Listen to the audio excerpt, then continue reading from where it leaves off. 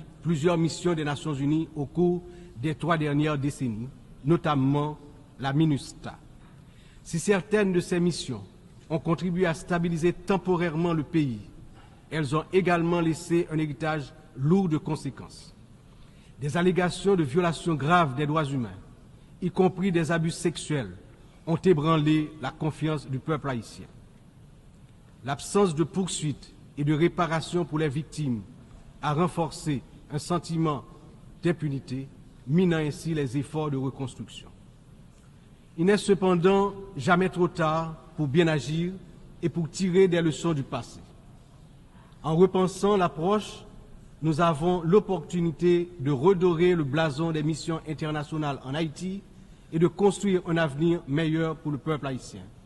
C'est dans cet esprit que nous souhaitons voir amorcer une réflexion sur la transformation de la mission de soutien à la sécurité en une mission d'opération de maintien de la paix sous mandat de l'Organisation des Nations Unies. Cette transformation permettrait non seulement de sécuriser un financement plus stable et d'élargir les capacités de la mission, mais également de renforcer l'engagement des États membres en faveur de la sécurité en Haïti. Je suis convaincu que ce changement de statut, tout en s'assurant que les erreurs du passé ne se répètent pas, garantira le plein succès de la mission en Haïti.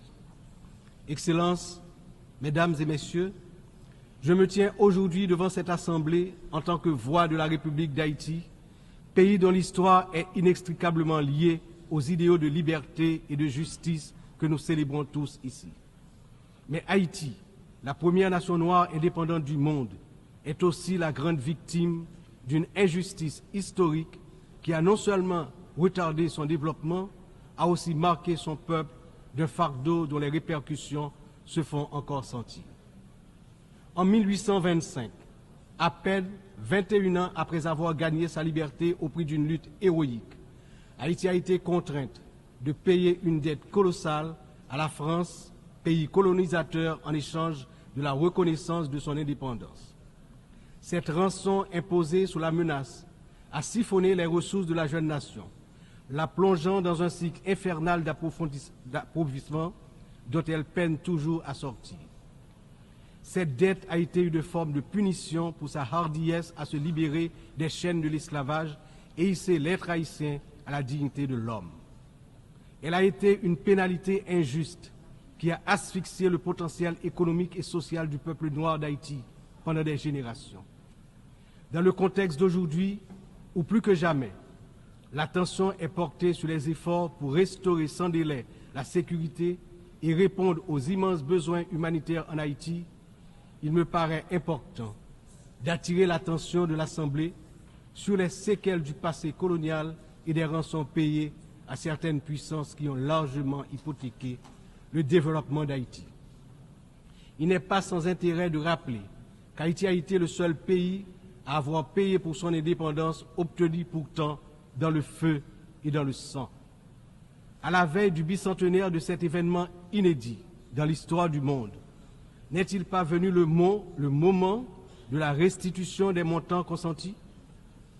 À cet égard, mon pays s'est félicité des propositions formulées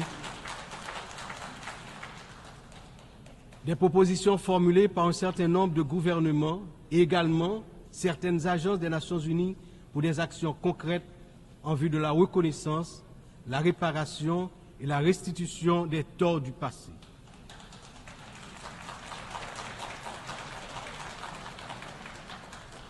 Haïti a confiance sans réserve dans l'Organisation des Nations Unies, dont les piliers sont la lutte pour l'égalité entre les peuples et le maintien de la paix entre les nations, pour jouer son rôle notamment dans la mise en place des mécanismes appropriés pour faciliter le dialogue entre les pays victimes de la colonisation et les anciennes puissances coloniales.